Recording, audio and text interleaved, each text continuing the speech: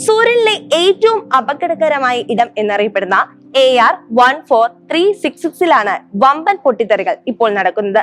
ഫെബ്രുവരി 1 മുതൽ സൂര്യൻ അസാധാരണമാം വിധം ശക്തമായ സോളാർ ഫ്ലെയറുകൾ, അതായത് സൗരജ്വാലകൾ പുറപ്പെടുവിച്ചുകൊണ്ടിരിക്കുകയാണ്. സൂര്യന്റെ ഉപരിതലത്തിൽ ഉണ്ടാവുന്ന വലിയ സ്ഫോടനമാണ് സൗരജ്വാലയെന്ന് ലളിതമായി പറയാം.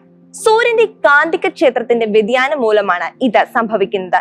ഇത് പ്രകാശവേഗത്തിൽ അൾട്രാവയലറ്റ് രശ്മികളും റേഡിയോ തരംഗങ്ങളും എക്സ് കിരണങ്ങളും പുറത്തുവിടുന്നു. ഫെബ്രുവരി 1-നുണ്ടായ മാഗ്നിറ്റ്യൂഡ് X8.1 ആയിരുന്നു ഏറ്റവും വലിയ ശക്തമായ പൊട്ടിത്തെറി. അതായത് കോടിക്കണക്കിന് ഹൈഡ്രജൻ ബോംബുകൾ പൊട്ടിത്തെറിക്കുമ്പോൾ ഉണ്ടാവുന്ന അത്രയും ശക്തിയിലാണ് ഈ പൊട്ടിത്തെറികൾ ഉണ്ടായത്. കഴിഞ്ഞ ബുധനാഴ്ച ഇന്ത്യൻ സമയം പുലർച്ചെ 5:43 സൂര്യനിൽ ഒരു വമ്പൻ പൊട്ടിത്തെറി ഉണ്ടായി. ഇതിനെ തുടർന്ന് ആഫ്രിക്കയിലും യൂറോപ്പിലും റേഡിയോ സിഗ്നലുകൾ തടസ്സപ്പെട്ടു. കപ്പലുകൾക്കും വിമാനങ്ങൾക്കും സിഗ്നലുകൾ ലഭിച്ചില്ല. ഇതിന് പിന്നാലെയാണ് മുന്നറിയിപ്പുമായി ISROയും എത്തിയത്.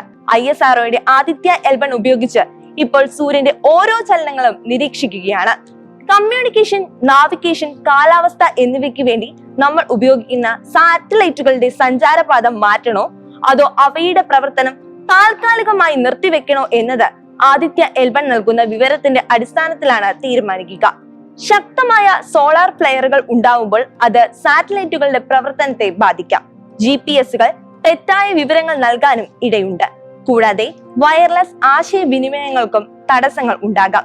വിമാനങ്ങൾ ആശയവിനിമയത്തിനായി ഉപയോഗിക്കുന്ന ഹൈ ഫ്രീക്വൻസി സിഗ്നലുകൾ തടസ്സപ്പെടാം.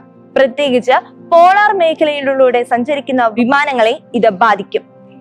എന്തുകൊണ്ടാണ് ഇപ്പോൾ ഇങ്ങനെ സംഭവിക്കുന്നത് എന്നാൽ സൂര്യന് 11 വർഷം കൂടുമ്പോൾ മാറി മറിയുന്ന ഒരു സൈക്കിൾ ഉണ്ട്. നിലവിൽ നമ്മൾ ഉള്ളത് ആ സൈക്കിളിന്റെ ഉച്ചസ്ഥായിയിലാണ്, സോളാർ മാക്സിമത്തിൽ.